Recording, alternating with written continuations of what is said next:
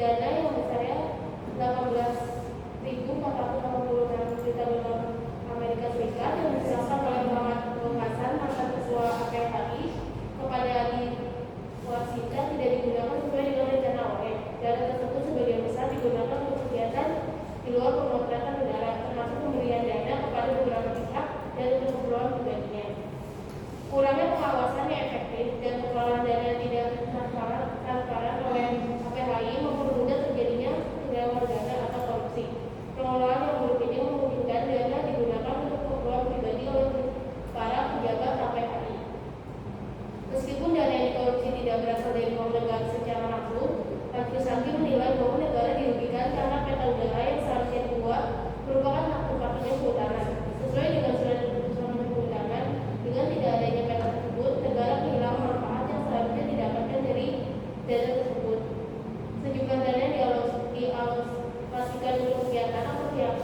lain yang tidak berhubungan dengan tujuan awal seperti bantuan mobil ke DPR, bantuan kepada Yayasan Radha Sarjana dan panitia Hari Kesetiakawanan Sosial Nasional yang menunjukkan adanya penggunaan dana untuk tidak biasa.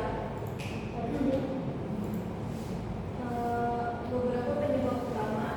Yang pertama adalah penyalahgunaan dana, dan dana tersebut dialihkan untuk kepentingan pribadi dan kegiatan lain yang tidak berkaitan dengan tujuan awal. Yang kedua adalah tidak sesuai penggunaan anggaran. Dana tersebut sebagian besar digunakan untuk kegiatan di luar pemotretan udara, termasuk pemberian dana kepada beberapa pihak dan untuk keperluan pribadi. Yang ketiga ada kegagalan dalam pengawasan dan pengelolaan dana. Pengelolaan yang buruk ini memungkinkan dana digunakan untuk keperluan pribadi oleh para pejabat PPKI. Yang keempat ada kerugian negara. Meskipun dana yang dikorupsi tidak berasal dari uang negara secara langsung, Majelis Hakim menilai bahwa negara dirugikan karena peta udara yang seharusnya dibuat merupakan hak Departemen Kehutanan sesuai dengan surat keputusan Menteri Kehutanan. Dana tidak negara tersebut, negara kehilangan manfaat yang seharusnya didapatkan dari dana tersebut. Yang kelima, pemberian dana kepada pihak lain. Sejumlah dana dialokasikan untuk kegiatan atau pihak lain yang tidak berhubungan dengan tujuan awal, seperti bantuan mobil ke DPR, bantuan kepada Yayasan Rawudatul Jannah, dan panitia Hari Kesetiakawanan Sosial Nasional yang menunjukkan adanya penggunaan dana untuk tujuan yang tidak sah. Selanjutnya ada sistem pengendalian manajemen yang dilakukan lembaga APPI. Yang pertama yaitu menerapkan transparansi dan akuntabilitas pada laporan keuangan dan transparan. Semua transaksi keuangan harus dicatat dan dilaporkan secara transparan serta berkala kepada pihak yang berwenang. Audit internal dan eksternal melakukan audit internal secara rutin dan audit eksternal secara periodik untuk memastikan keakuratan dan integritas laporan keuangan. Yang kedua, melakukan pemisahan fungsi, memisahkan tugas-tugas penting antara pihak yang bertanggung jawab atas pengeluaran, penerimaan dan pelaporan keuangan untuk mencegah konflik kepentingan dan penyelewengan dana. Yang ketiga, melakukan pengawasan dan kontrol internal, membentuk tim pengawas internal yang bertanggung jawab untuk memantau setiap transaksi keuangan dan kegiatan operasional serta mengimplementasikan sistem persetujuan berlapis untuk semua pengeluaran dana, di mana setiap pengeluaran harus mendapatkan persetujuan dari beberapa level manajemen. Yang keempat, ada menerapkan kebijakan dan prosedur yang jelas sesuai dengan standar operasional prosedur yang menetapkan SOP yang jelas untuk pengelolaan dana, termasuk penggunaan dan pelaporan dana serta memastikan semua pihak terkait memahami dan mematuhi SOP tersebut, serta pada etik dan kepatuhan, yaitu mengembangkan dan menerapkan pada etik yang ketat serta program pelatihan kepatuhan bagi semua pegawai. Yang sistem manajemen terakhir ada sistem informasi manajemen yang menggunakan sistem informasi yang terintegrasi untuk memantau dan melaporkan setiap transaksi secara real time serta menggunakan software akuntansi mengimplementasikannya secara mampu memberikan laporan keuangan yang akurat dan mudah diakses oleh pihak berwenang. Sekian presentasi dari kami. Mohon maaf.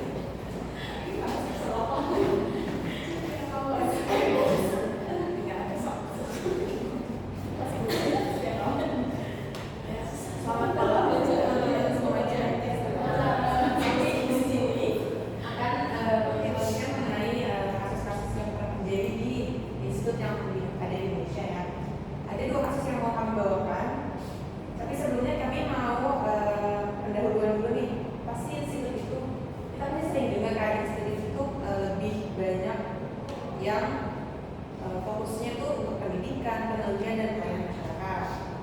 Pendidikan misalnya di bidang pengetahuan itu ada kayak ITB, terus IAIN, terus kalau seni ada IDB atau Institut Desain Bali, sama Institut Seni Indonesia. Terus teknologi tentunya ada ITB dan ITS. Nah, kasus yang membawa itu salah satunya yang pernah terjadi di ITB. Institut Teknologi Bandung itu permasalahannya itu ketika mahasiswa belum mampu membayar semesternya, tetapi malah pihak kampusnya itu menawarkan pembayaran dengan dana pinjol, tapi dengan bunga yang cukup besar. Nah, di sini kronologinya itu Ketua Kabinet Keluarga Mahasiswa atau KMITB itu Yogi Saputra mengatakan munculnya skema pinjol berangkat dari kebijakan ITB yang dia sebut tidak berkemanusiaan, yaitu memaksa mahasiswa yang tidak mampu bayar itu terhadap cuti kuliah. Nah, ini mahasiswa yang tidak bisa memilih mata kuliahnya itu jadi mengatakan ini banyak mahasiswa yang tidak bisa memilih mata kuliah untuk semester berikutnya karena memiliki tunggakan di semester sebelumnya. Ayo di sini ada yang punya enggak? Nah, jangan pinjol ya. di tengah tunggakan itu, kata Yodi, ITB lalu menawarkan opsi nih kepada mahasiswanya yaitu berupa pinjol. Pembayarannya itu melakukan pinjol. Ya, alih-alih memberi manfaat, kata Yodi, skema pinjol ini malah memberikan bunga 20%. Jadi KM di sini itu mengkritik kebijakan ITB ini karena ITB ini kan lembaga pendidikan bukan lembaga keuangan. Jadi kenapa menerapkan skema pinjol tersebut? Nah, Undang-Undang Pendidikan Tinggi yang membuka privasi dan komersialisasi.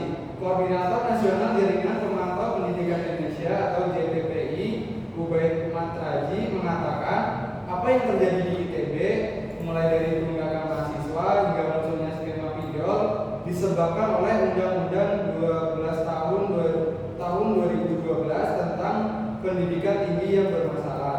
Undang-undang tersebut, kata Ubaid, telah mengubah status perguruan tinggi negeri sebagai badan hukum yang otonom atau disebut perguruan tinggi negeri badan hukum atau PTNBH, yang artinya kampus diberikan hak penuh untuk melakukan komersialisasi dalam pengelola keuangan. Jadi apa saja kegiatan yang berpotensi menghasilkan profit diperbolehkan, termasuk menarik uang per semester dengan jumlah berapapun juga boleh. Nah, undang-undang ini dimanfaatkan oleh pihak ITB dengan mungkin beberapa oknum yang ingin menangkal keuntungan pribadi atau lebih kayak menyusahkan mahasiswa-mahasiswanya yang belajar di sana dengan UKT-nya yang tinggi sehingga malah dikasih tuh solusinya malah muncul. Jadi para mahasiswa itu berpendapat bahwa dengan adanya kegiatan ini itu maka akan menimbulkan pemerasan ya yang terstruktur. Jadi tidak sesuai dengan Jadi kondisi yang jadi kayak gimana? ya. Nah, apa yang harus dilakukan oleh pemerintah nih? Gue berkata selama tidak ada perubahan di Undang-Undang Pendidikan Tinggi dan kampus diberikan hak otonom untuk mengelola sendiri, maka modus-modus pemerasan seperti itu akan terus terjadi. Itu mengapa dia berharap ada kelompok mahasiswa yang berani mengajukan gugatan uji materi ke Mahkamah Konstitusi yang mengembalikan peran serta tanggung jawab pemerintah dalam hal pendidikan. Jadi diharapkan itu ada mahasiswa yang mau menggugat ke MK gitu. Nah, kasus yang kedua ini dari ITM atau Institut Teknologi Medan. Nah, awal mulanya jadi di institut tersebut ada konflik dualisme yayasan. Jadi rektor terakhir yang dipilih tahun 2020 itu kan masa jabatannya sudah selesai. Nah,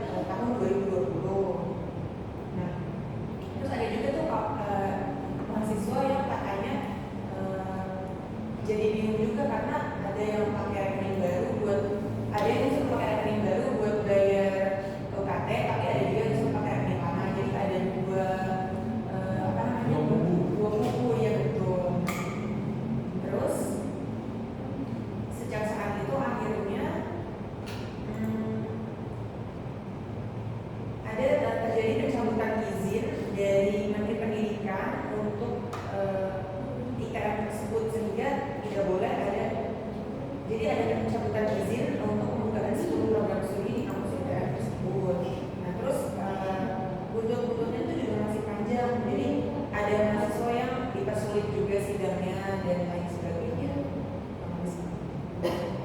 Mungkin ada yang mau menambahkan. Atau teman-teman sekalian ada yang mau menambahkan? Cukup ya? Cukup dong ya? Kasih. Sudah cukup. Ya, terima kasih. Ya.